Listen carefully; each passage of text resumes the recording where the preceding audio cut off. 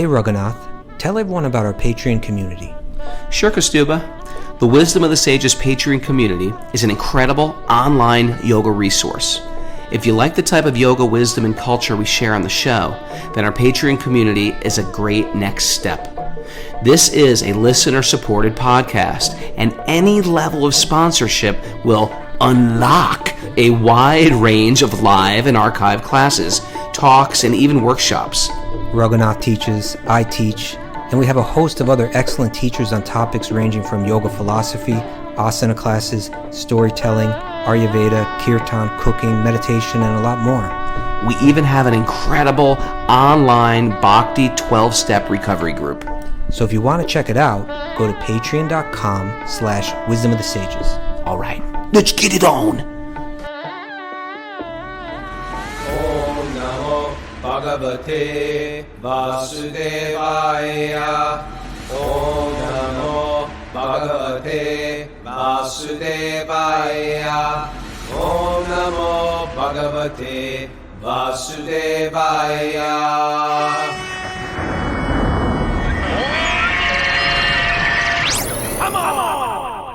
Live from beautiful Berlin, this is Wisdom of the Sages, a daily yoga podcast with your host, Raghunath, and co-host and senior educator at the Bhakti Center in New York City, Kaustubha Das. Welcome to the show. Welcome to Berlin.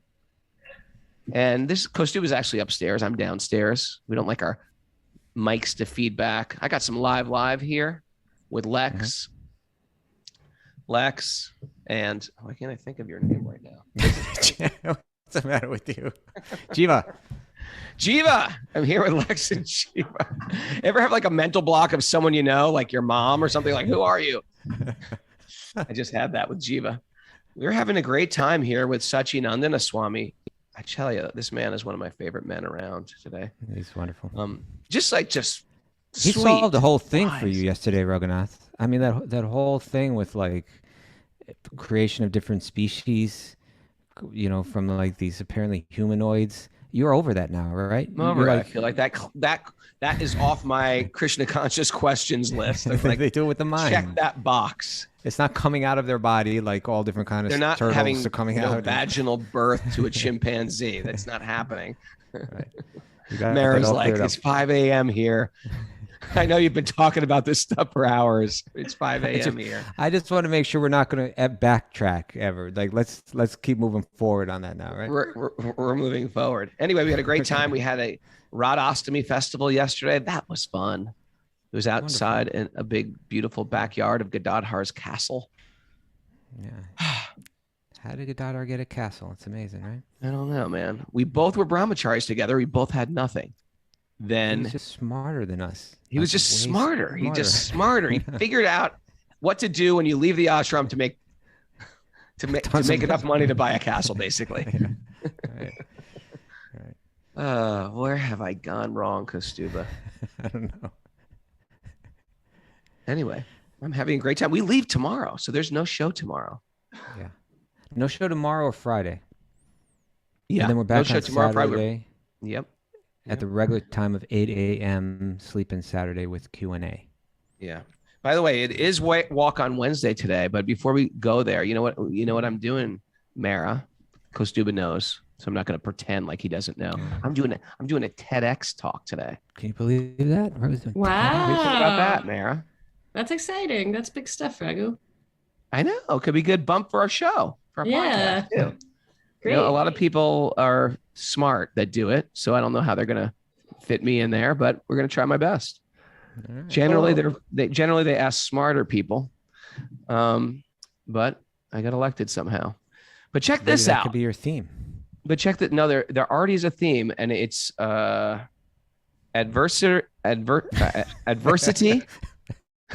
Okay. You got the first word down. Okay. Okay, Bana, what is the theme?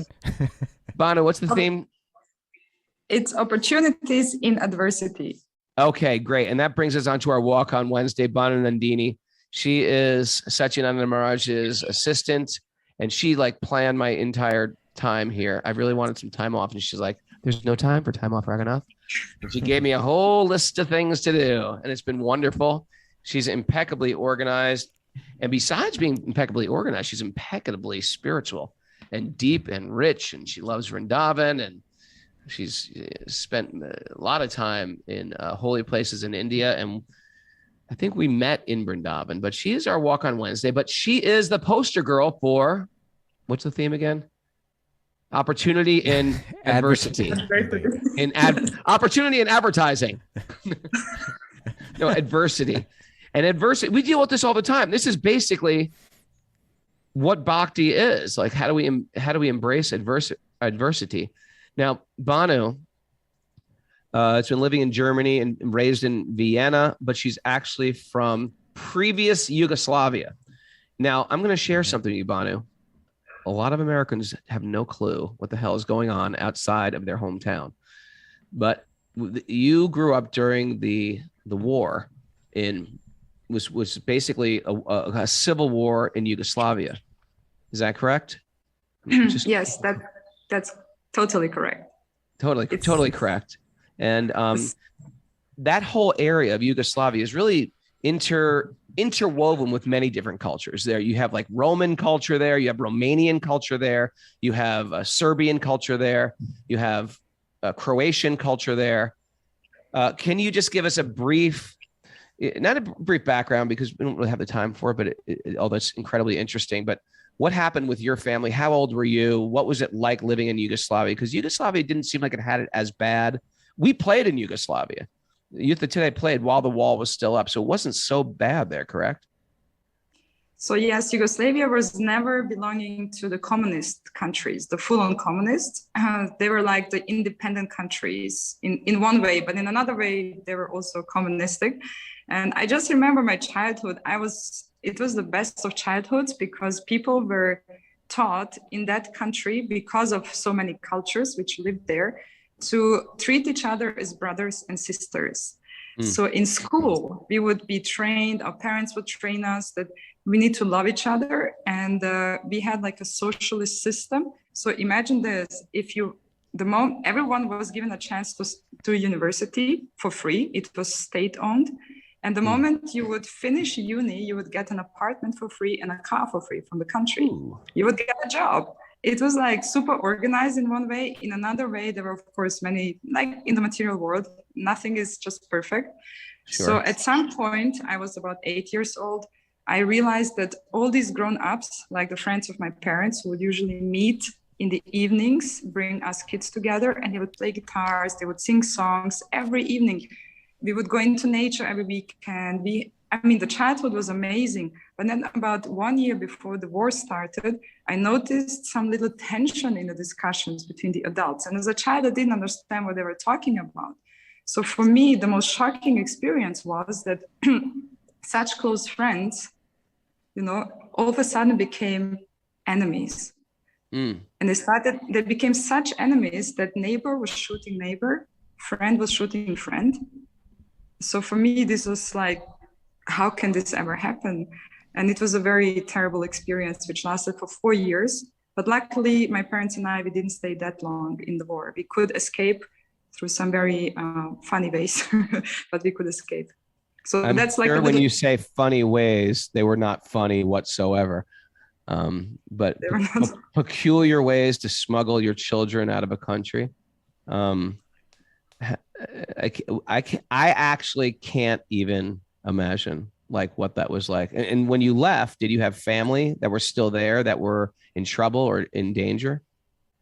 Yeah. So what happened is that my mother, there are 7 kids in the family on my mother's side. And they love to meet and everything. But when the war started, the phones were cut. So we didn't know what was happening with the other members of the family. The government just cut the phones. Yeah, phone lines. So you couldn't communicate with each other. And we just didn't know are they alive, are they not alive? Then only after, when we all somehow or other escaped through different ways, when we met or were talking, we found out this uncle got shot, this person got in the concentration camp, this happened to this one, that happened to that one. Only after, really. So during that time, we just didn't know what was happening to anyone. Wow. Yeah. Wow. How did an opportunity come out of adversity? I mean, you went through trauma like a lot of us have never been through. How did that jumpstart your spiritual life? Or did it? Or did you have a time of just like trying to forget the pain through indulgence? What you don't have to give a whole bio, but I'm curious about.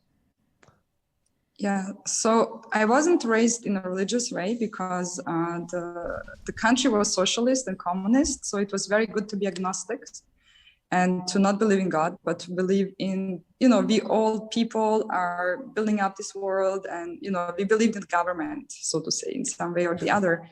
But when this war hit in, I was told that the war is there because we have 3 religions in this country. And I was like, religion? What, what is that?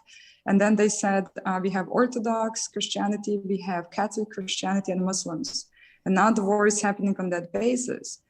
And I was like, okay, where do I belong? And they said, you belong to the Muslims. I said, why? Like, I don't know. And they said, yeah, it's your name. I said, my name says I'm a Muslim? Like, how is this, So anyways, I just said, okay, but what's the name of the God that I have to pray to then?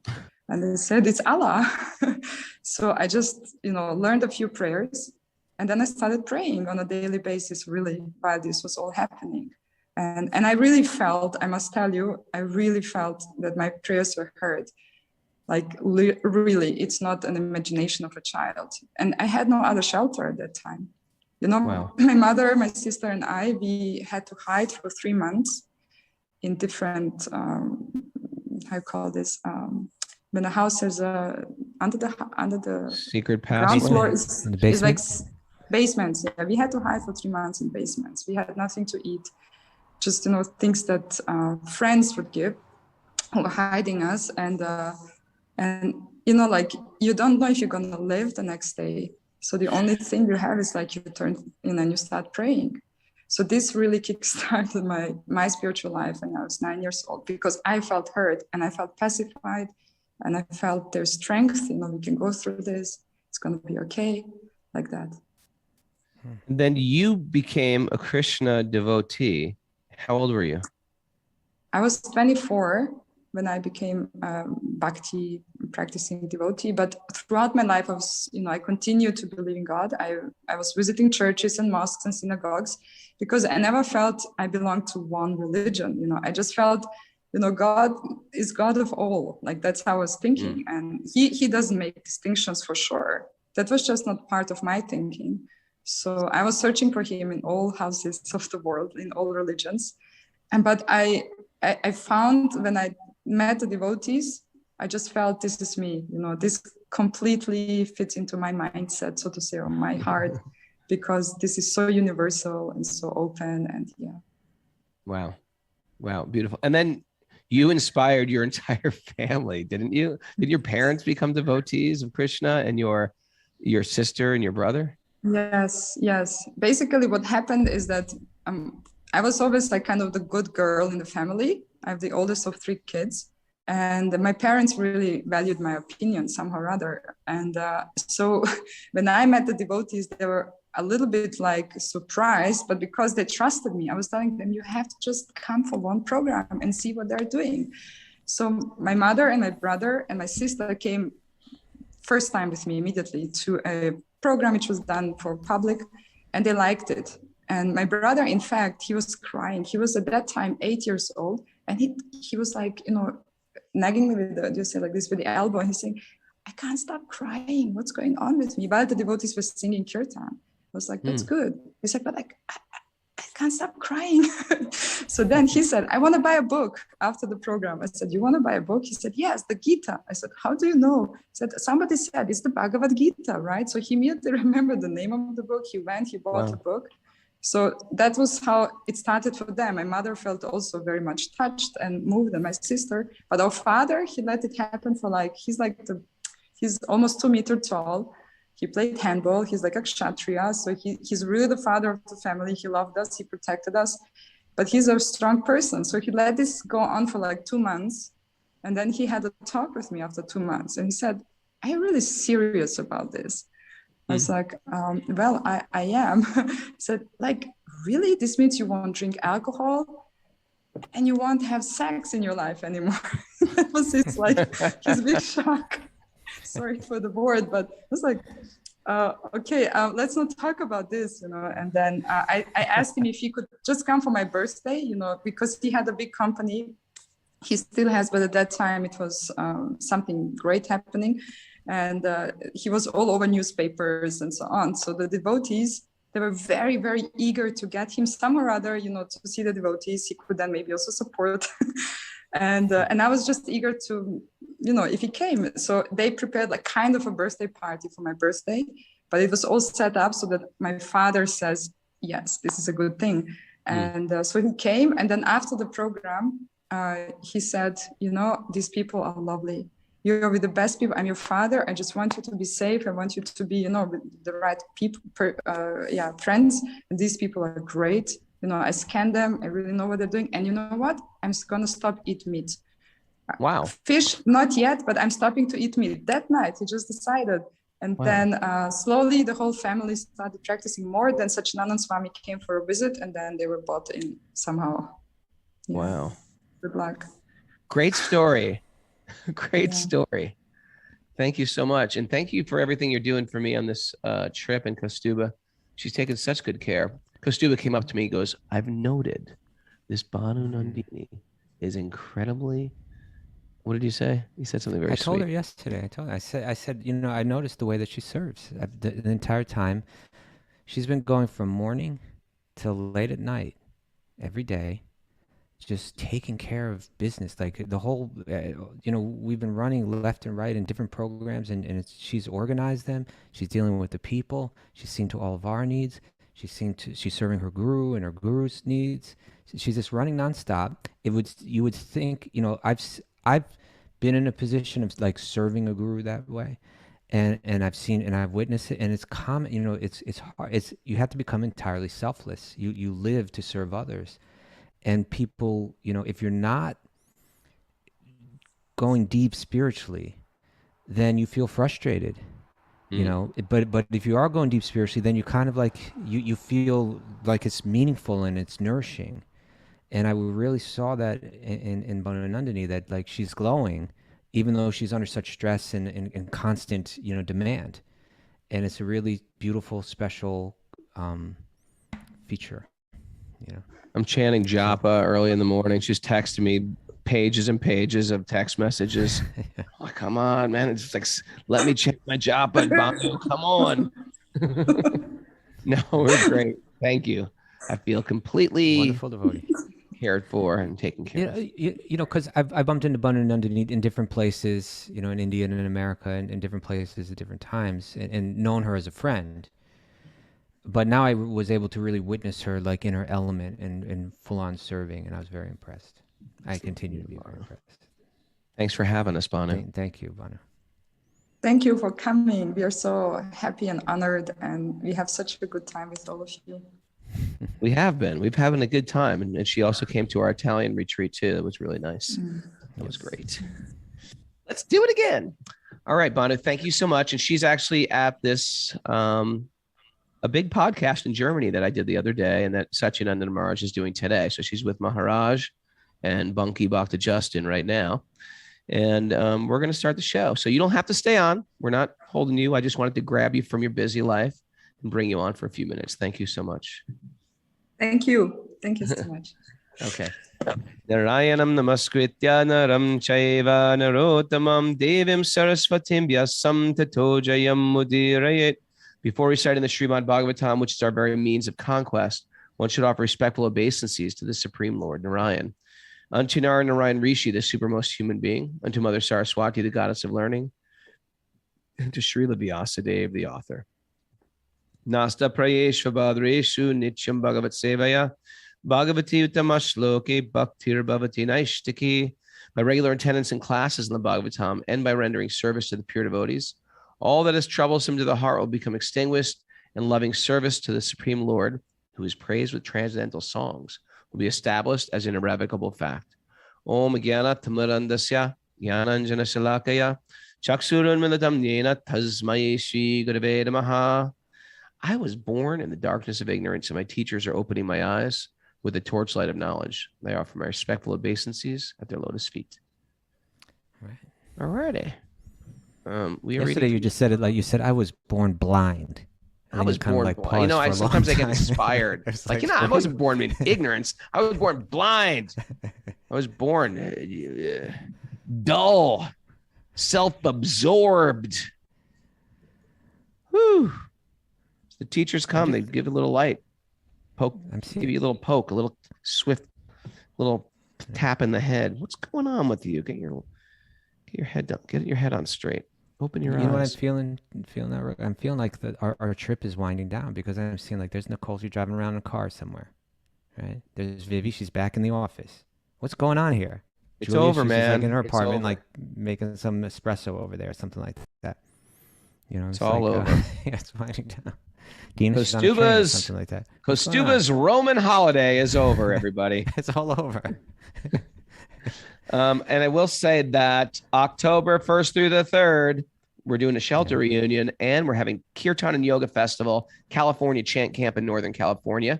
You can camp out, or you can get these really cool bungalows they have. It's at Mandala Springs, and that's all the information I have on it right now. Are you camping out, or are you in the bungalow? No, I think all the presenters and Kaustubha's there. Where's Wisdom of the Sage is going to be there. We're going to have our. That's not confirmed yet, but it's leaning that way. It's leaning that way, but I'll broadcast live from there. So we're hopefully to do it. We'll both be there. Okay, I think so. Let's make it work. Yeah. Okay. You ready? We're in Canto 3, Chapter 28. 24. What? Chapter 24. 24. That's what it is. Just jumping around. The renunciation of Cardamomuni. I thought we finished this. No. I think we finished verse 18. Is that right, Mary? Yeah, we're on chapter 24, text 26. 20. Oh, that's right. Oh, yeah. Okay. Yeah, we got everybody married off. All the children were married. Everyone was married, and then they all went back Started to giving birth to chimpanzees. Okay. 9 daughters were married to 9 A-list sages. They all went back to their, what do they call it? To their own hermitages. And that was that. And now Cardamomuni is now the birth of, I think right here it's just, Cardamomuni is now going to start to speak to Kapila Dev, his own son, but Lord Vishnu himself incarnated as Kapila Dev. And he's going to start to offer some prayers to him. All right, let's do this. Ready? Text 28. After many births, mature yogis. No. Text 27. Oh, sorry. Cardamomuni said, no, actually 26. 26. Okay, all right, let's try this again. When Cardamomuni understood that the Supreme Personality of Godhead, the chief of all the demigods, Vishnu, had descended, Cardama approached him in a secluded place, offered obeisances, and spoke as follows. He approached God, his own son, who is his own son, Vishnu, God, in the form of Kapila Dev, who I believe kind of like, this was also one of these things. Maybe we need to bring Maharaj back because this is a little different, Raghunath. But I think he's born and then he's immediately like an adult. You know. Oh, really? Oh, that's interesting. I was thinking about growing up as a child god, having sibling rivalry with your brother. He always gets whatever he wants. He's God. Leave him alone. He had 9 sisters. No one thinks that's funny. Come on. Okay. When Cardamomuni understood, I thought you'd think that was funny, Jiva. When Cardamomuni understood that the personality of God of the chief of all the demigods, Vishnu, descended, Cardama approached him in a secluded place, offered obeisances, and spoke as follows. Cardama said, after a long time, the demigods of the universe have become pleased with the suffering souls who are in material entanglement because of their own misdeeds. Great one right there. Why are we suffering? This is the ongoing question that atheists will bring up in like one of those classic theist debates. If there is a loving God, why is there suffering? And the answer is we create our own problems. And we can see that in our life. We can say like, well, I don't want to be unhealthy. Well, then there's responsibility you can do to take care of your body. There's certain things you can do in this lifetime that are going to affect your future. Yet we still make poor choices. Now, someone might say, well, no, I've never made a poor choice. There was a 5-year-old that died, or a child that died, or that was a very tragic thing that happened. But the yogis see life as an eternal thing. We can't just judge things by this lifetime. And we can't even accept that all so-called tragic things are actually tragic. Oftentimes, look at Bonanandini, our loving guest, that tragedy of what went on, she found the jewel in that tragedy. There she is. She's just jumped back on. She found the jewel in that. She's like, I'm going to use this for she's adversity. raising her finger. She has something to say. She has something to say. Unmute her, Mara, please. Yeah. Sorry, I'm just reading the Bhagavatam in the background. That's why I disappear as you read them. We're not offended. We're not offended. Okay, good. Okay. I thought she was going to give us some more adversity stories, but the idea is you can find gold in a filthy place. Isn't that true? It's true. That's true. So we get ourselves into trouble, and then we blame God, or we blame the universe, or we blame the government, or we blame my family, my father, my stupid father. We've created our own karma. Stop blaming. Well, you know what, Raghunath? I think, we're getting old enough now so that like we can see and recognize shifts in the way society thinks, because like there's enough time, like we've had enough time. Yeah. And I think that right now we're in an era where they're thinking a little differently than they thought when we were younger. And I think it has its pros and its cons. There's a certain concern in people's thoughts for like equality and justice that's more sensitive than it was before, which is a good thing. But I think there's also a movement towards thinking based on, let's say, emotion rather than like always, and I don't mean to say this like in an insulting way, but like fully rationally, Mm-hmm. And so I think when you bring up like in the past, like 30 years ago, if I would have talked to someone about karma, it wasn't like there was this knee-jerk reaction that was saying like, you can't blame a person that's suffering for their own suffering. That's insensitive. And, that's a tool of oppression, that's a very common response to it right now. But what you're bringing up is like, okay, that's an emotional response. Let's examine the emotion. There's nothing wrong with the emotion. Let's not use philosophy, or ideology to oppress someone or to blame someone or to judge someone. But now let's preserve that. Now let's set that aside for a second, and let's think entirely based on entirely rationally. Let's remove emotion from the from the equation, and let's look at this rationally. Is it possible that any of us have done activities that warrant the suffering that we go through, and those activities may have been done in a previous life, or maybe even several previous lives before? I mean, we now, choose rationally, things. Yeah, We choose things all the time. I mean, if you live in a house that had asbestos, I mean, we built houses and without knowledge, we've created stuff that is toxic. We lived in it, before they checked for radon in your houses, or we know it's science that from carpets, it emits certain things that are just unhealthy or carcinogenics that we shouldn't breathe, or various paints, or lead paint. When we were growing up, everything was made with lead paint, and it all affects us. So whether we even were obtuse and didn't know it, or whether we knowingly choose something detrimental, we're starting to create our future. That's a little obvious, and it's just a little not obvious when we look in our previous life. And sometimes we can't accept that. But, talk to Mara. She knows all about her past life. She's sort of one of these tree colligans. Yeah. She's looking at her shaking. But I think in particular where this becomes important is the understanding of our relationship and our treatment of animals. There you go. There you go. That.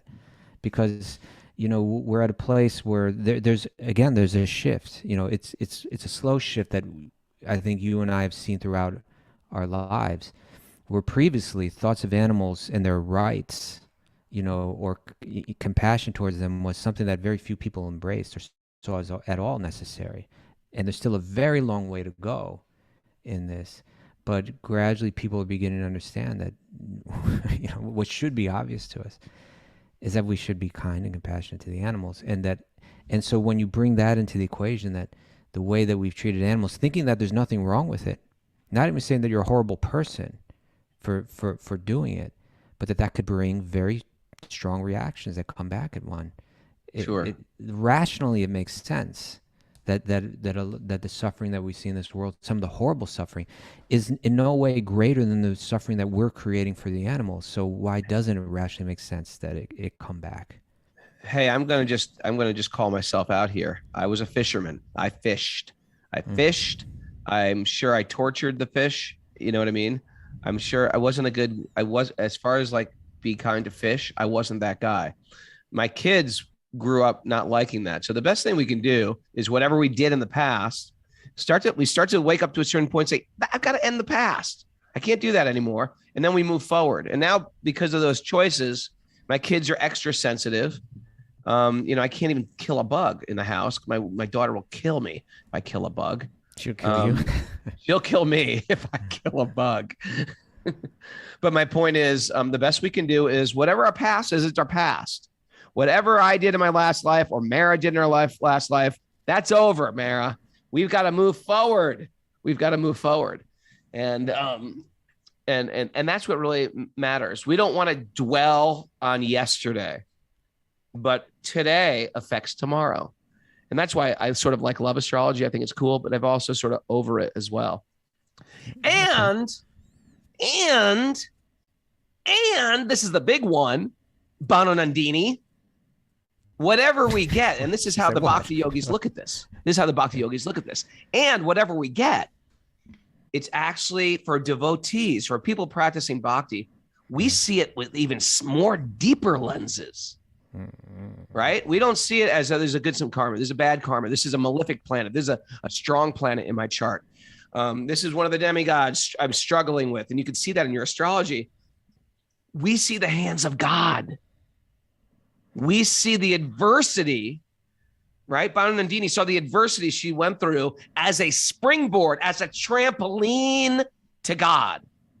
And if she didn't have that adversity, she might just be going along in Croatia, Serbia, not Croatia, Bosnia, and just sort of like being, hey, everything's great. Everything's pretty good.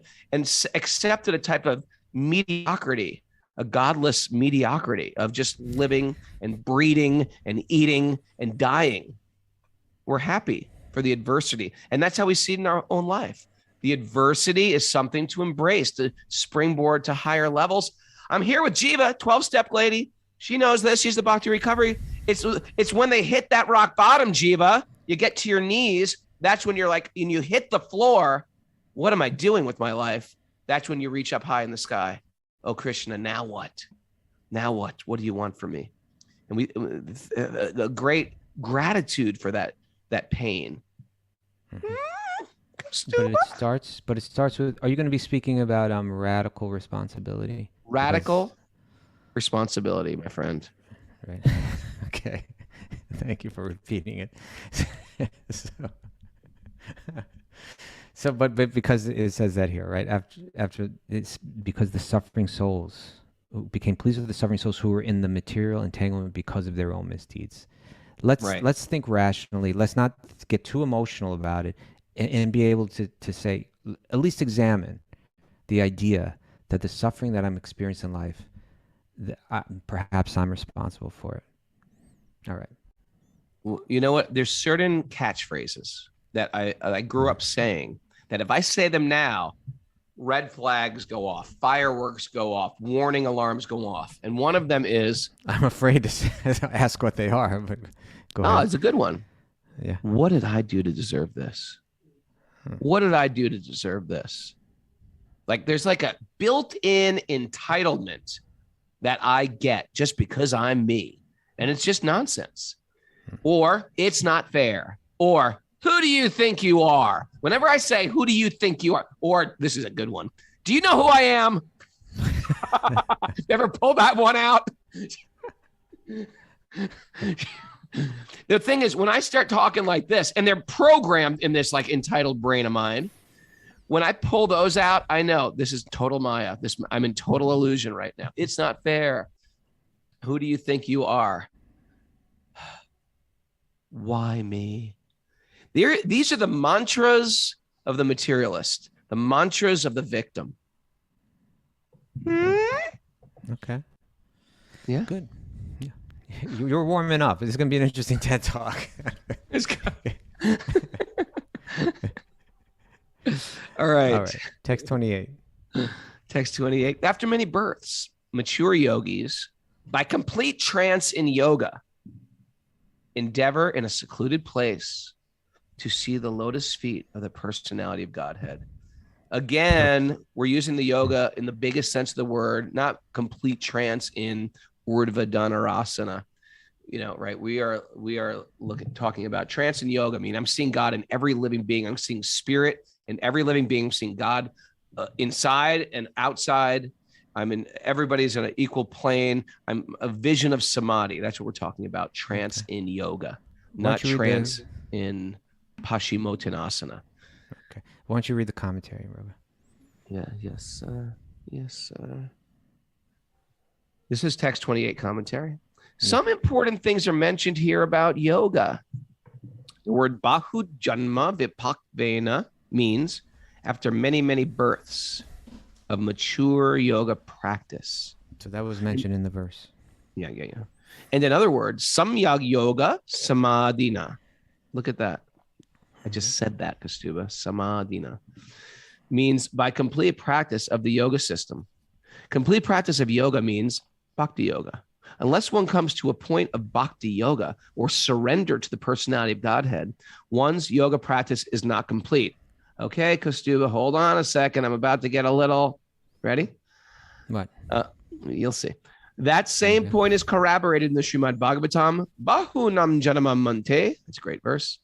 After many births and deaths, the jnani, one who has matured transcendental knowledge, surrenders to the personality of Godhead. That's a great verse. Kardo Muni repeats the same statement after many, many years and many, many births of complete yoga practice. One can see the lotus feet of the personality of Godhead in a secluded place. It is not that after one practices some sitting postures, he immediately becomes perfect. One has to perform yoga a long time, many, many births to become mature.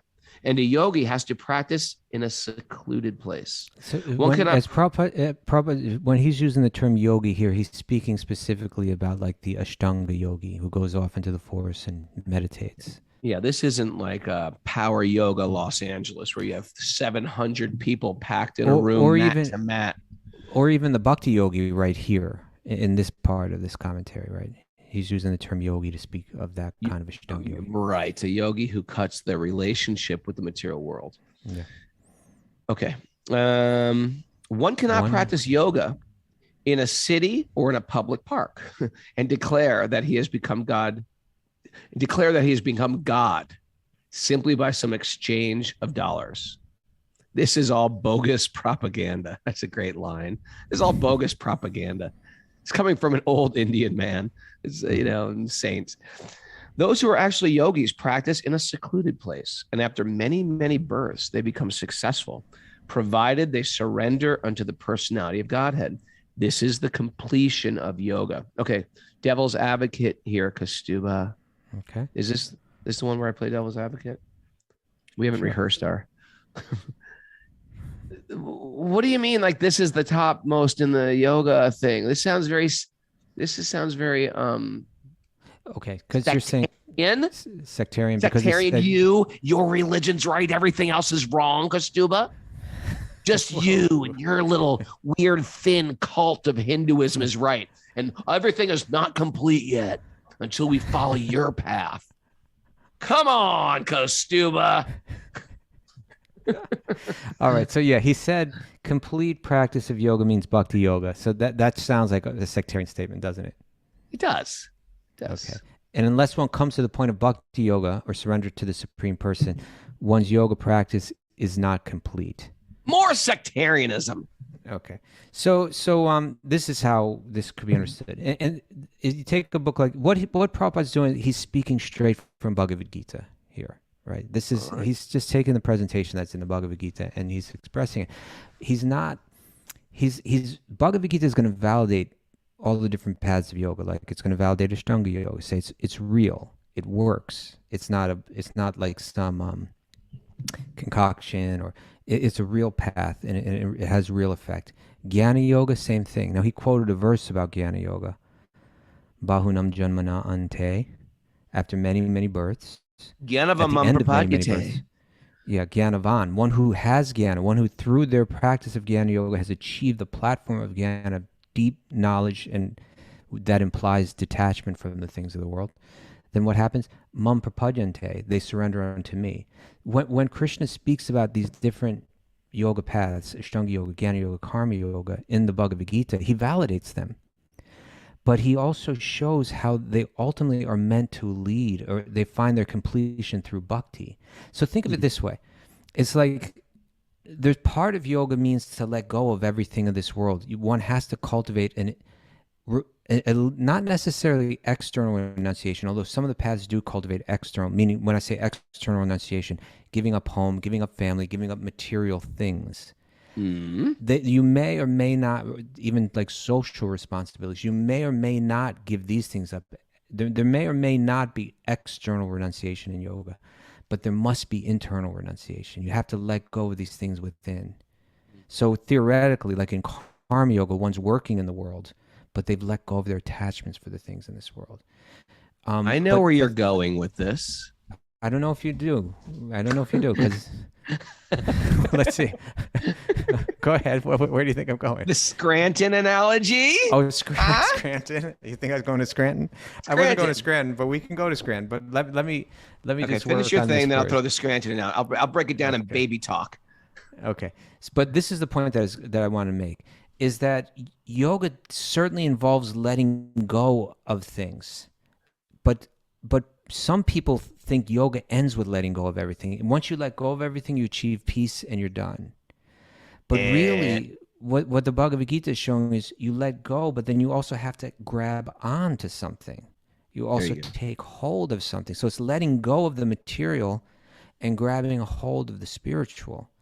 And so the Bhagavad Gita is going to present Ashtanga yoga, the path where you meditate and go into samadhi, as it's valuable so that you can find peace of mind. But the value of attaining that peace of mind is so that now you can meditate on God.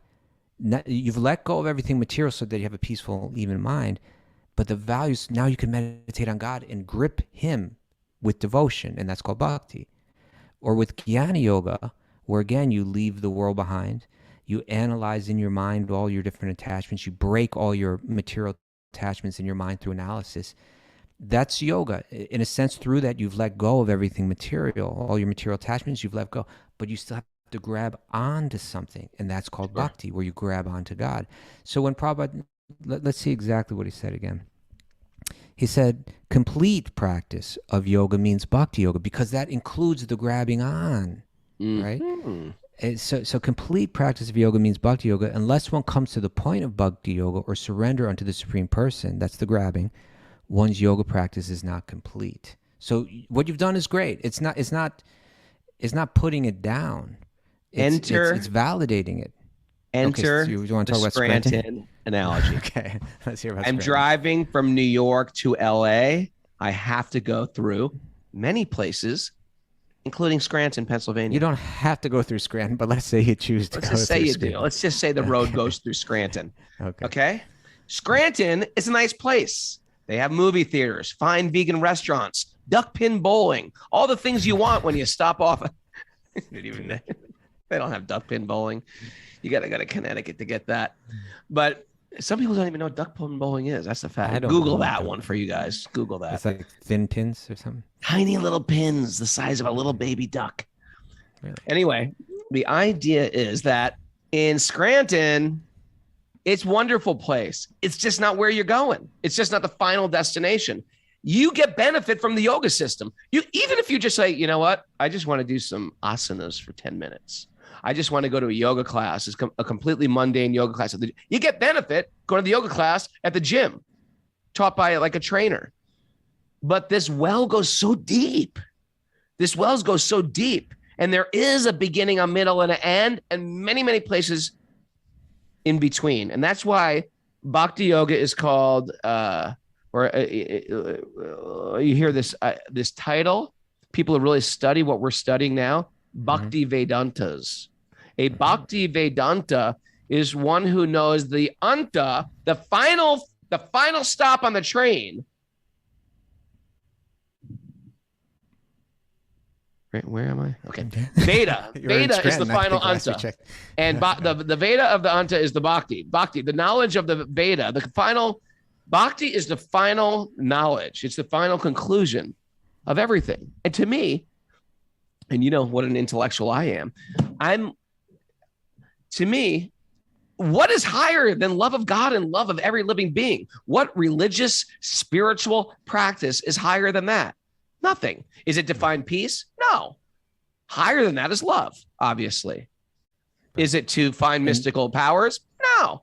Is it to work with some agenda, but offering it to God? It's good. All those things are good. Levitation, good.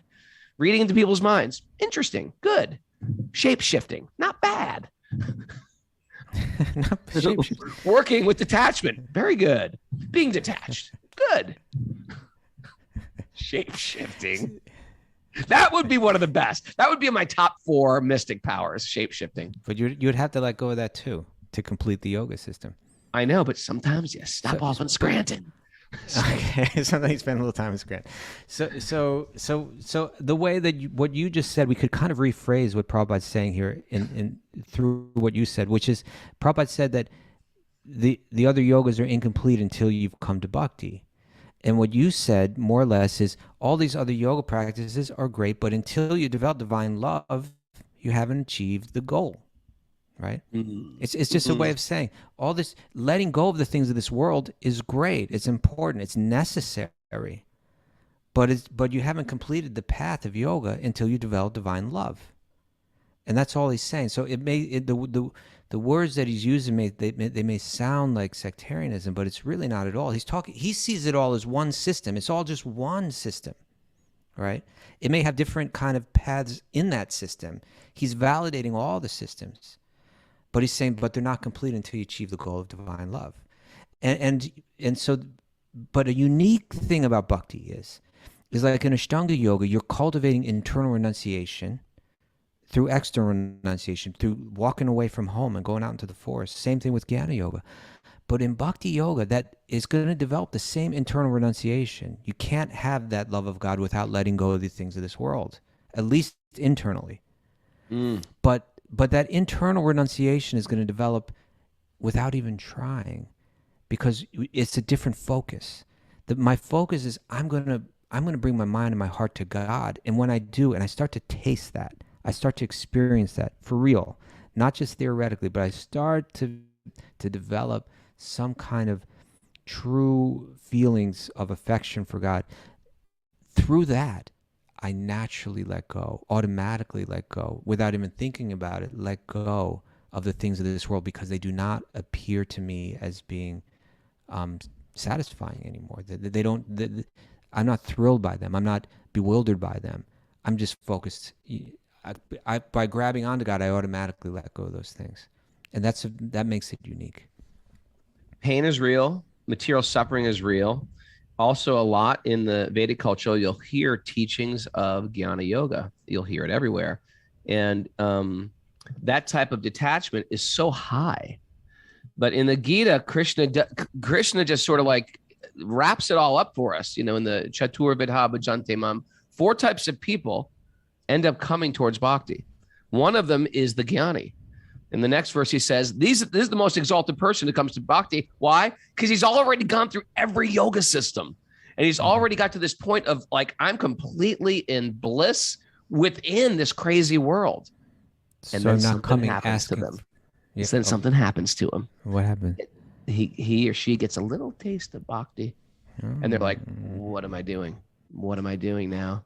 and they just run madly after sweet, young, charming, adorable Krishna. They can't stop. Okay. Yeah, you know, it was a beautiful ceremony yesterday, right? A beautiful festival. Beautiful festival. Right, it had things for the senses. You know, it had a beautiful Abhishek ceremony, like a beautiful ritual ceremony, where Radha and Krishna were there, situated in Vrindavan. You could see it with your eyes. Pretty cool. And it had that beautiful cow. I've never seen a cow like this before, right? There was a cow on the altar. Cow. Not a live cow. There was no live cow on the altar, if that's what you were thinking. It's a figurine of a cow, but it was the metallist cow. That cow was like the most relaxed looking cow I've ever seen in my life. Right. Kaustubha, I just want to share something, because I was just mentioning that Gyani, they go to Bhakti, and they're already. I'm going to jump back. I'm going to jump back one step, because I was going forward, but if you want to go back, we can do that. I think this is a good point, and I think you're going to like it. That Gyani, you know, they've been through maybe lifetimes, right? Bahunam Janamamante, lifetimes to get to this point of Jnana Yoga, and then they get a taste of Bhakti, and they're just like these already sort of divine beings. Who's the example of the Jnana Yogi in Nectar Devotion? I think it was Sukadev. Sukadev. Okay. Yeah. So he's already a liberated soul, and then he gets this taste for Bhakti. Whereas some of us, perhaps, we're not liberated souls when we started listening to Zoom Srimad Bhagavatam class. Some of us were not only not liberated, some of us were engaging in real dented can behavior, and we had to get our head on straight, change stuff up, change around. The interesting thing is, in Bhakti, you can sort of, you go through all those phases, but you almost like take like a back alley around. You don't have to learn the mystic powers. You don't have to go through all these progressive paths. There's a way and that's why sometimes you meet people who are very evolved in a lot of ways, but they're missing that Bhakti. You know what I mean? You meet people who are evolved in so many ways. And yes. But Bhakti hooks anybody. It can hook, you know, saints or sinners.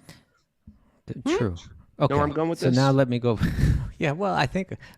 Are you there already, or are you still going somewhere with it? Yeah. Because I could take it somewhere. Okay. Take it. Because Run with the torch. my point was just like yesterday's festival. It had music. It had beautiful visuals and ritual. It had delicious food. Delicious. It had dancing, music. Raghunath led a little kirtan there. It had us going. Radhe, Radhe, Radhe. Yeah, that one, like that one.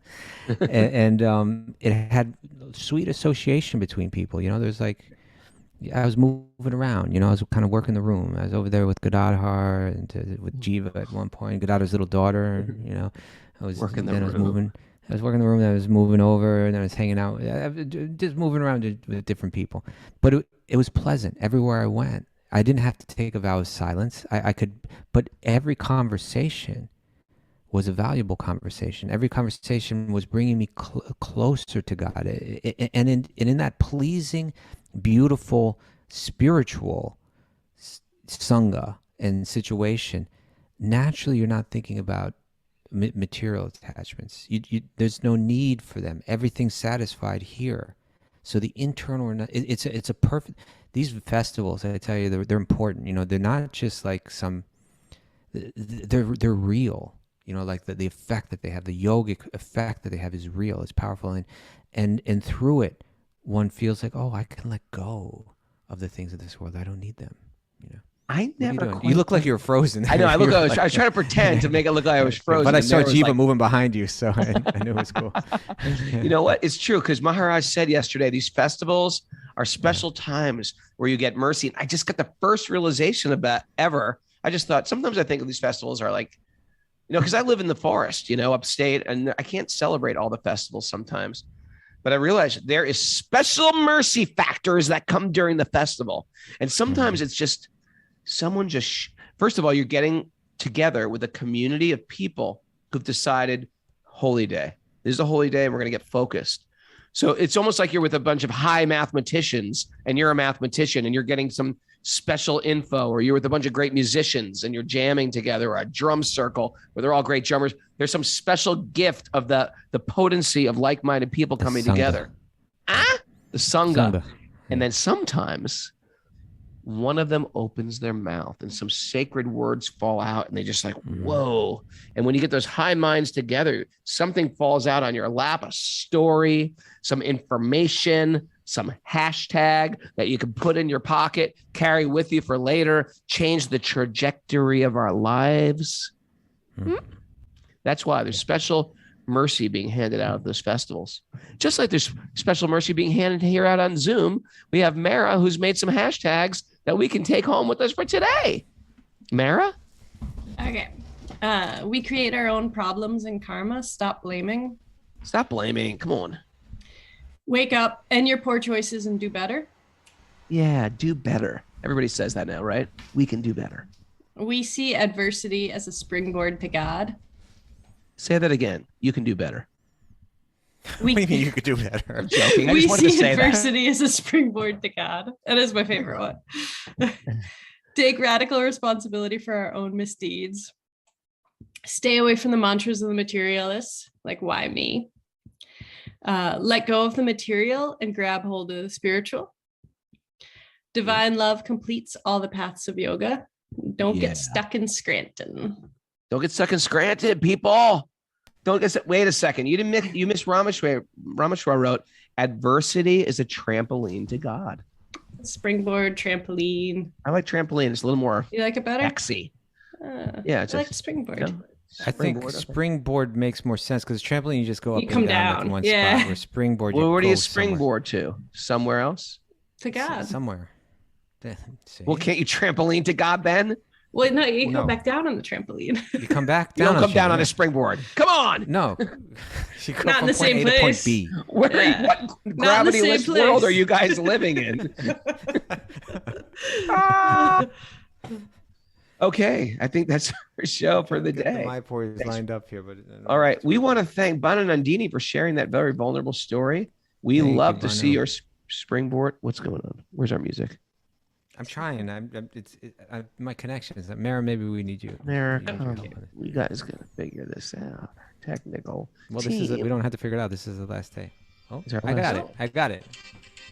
There we go. There we go, people. Vish just wrote me a text today. He said, I put up that post. Did you see that post I put up?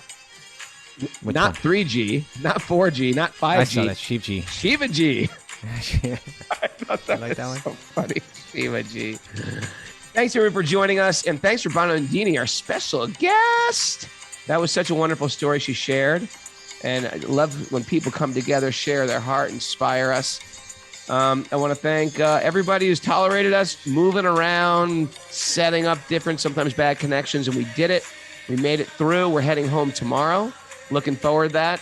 Check out the Camp California if you want a little getaway before the school starts. I guess school already started, but we're doing it October 1st, 2nd, and 3rd. We're going to head out there. Anything else? Any other announcements, Mara, I'm forgetting out? We're not on tomorrow and the next day. No show tomorrow. No show Thursday or Friday. Look at Banu Nandini. She's like going for it over there. Look She's at choosing that. life. She's choosing life. It's choose love. That's what it She's says. choosing love. She's choosing love.